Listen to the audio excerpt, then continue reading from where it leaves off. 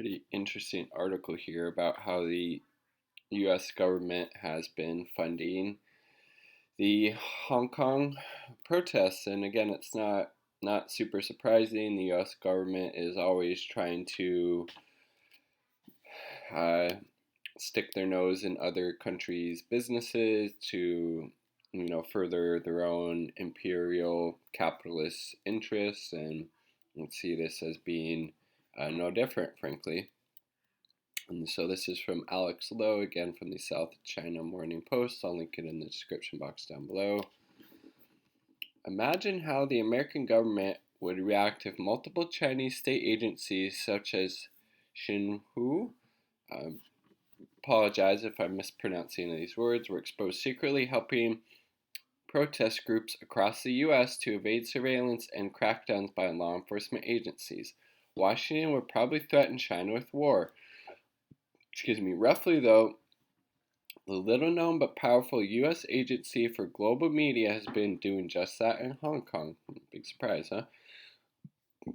It oversees funding for various news and information operations around the world, including Voice of America and Radio Free Asia, just propaganda networks from the U.S. government to spread disinformation and bullshit to, again, propel U.S. hegemonic interests. About $2 million was earmarked for the protest movement in Hong Kong, but has now been frozen as part of a general overhaul and restructuring by a new agency boss. An ally of President Donald Trump, CEO Michael Pack didn't specifically target the Hong Kong funding, which was apparently caught up in his management overhaul. The restructuring, though, has inadvertently exposed the U.S. funding long denied by local protesters and pan-Democrats. And it definitely seems like the protesters in Hong Kong have some pretty strange bedfellows when it comes to American politicians. People like, Tom Cotton, for example, I believe, has went over there and taken pictures with some of these kind of protest leaders. According to Time magazine, the held-up funds were to have been distributed by the Washington-based Open Technology Fund, OTF, supposedly an independent nonprofit but financed by the U.S. Congress. One canceled project was to set up a cybersecurity incident response team to provide protesters with secure communication apps after analyzing Chinese surveillance techniques. According to Time, OTF was a key early funder of Signal, the encrypted messaging app of choice for many Hong Kong protesters. Between 2012 and 2016, it donated nearly $3 million to the U.S. development of the encryption protocol the app is built on. Another suspended project was a Rapid Response Fund, which has made several payouts to groups in Hong Kong since unrest began. In June last year, the freeze, reported Time, has so far prevented at least one Hong Kong-related payout from the Rapid Response Fund. That's a good thing. The U.S. government has no business whatsoever meddling in the in China, frankly. Obviously, we should all be anti-imperialists, and so that means speaking out against this type of bullshit and intervention by the U.S. government. Libby Lua, the former CEO of OTF who resigned over the funding freeze, acknowledged the operations. We have several projects housed in Hong Kong, Liu told Time. We can't help people in Hong Kong get ready if we can't be in business.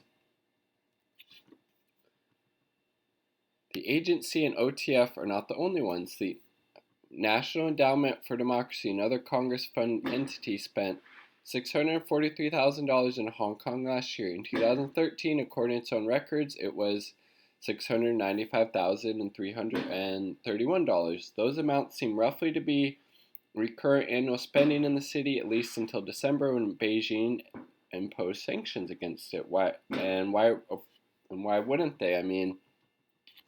Again, like this author pointed out at the beginning, how would the U.S. government feel if the Chinese government was funding protest movements within the U.S.? They would be rightfully pissed off and pretty disturbed by that. I mean, um, these are probably just the tip of the iceberg, and that's probably accurate as well. So I mean, yeah, it's very, very interesting. But again, if we on the left, we need to be against all imperialism. So that means staying the fuck out of China's business and letting them handle their own affairs, and um, letting them kind of figure it out themselves. Because again, U.S. government should have no say in what's going on in China. They're not doing it out of some altruism. They're doing it out of a strategic interest to further U.S. goals, in the region, and to just destabilize, the Chinese government. So, um, yeah, it's pretty interesting that this came out, but again, not surprising in the least. U.S. is always trying to, um, sabotage whatever movements they deem are against their, imperial capitalist interests, and this is just another example of that piece.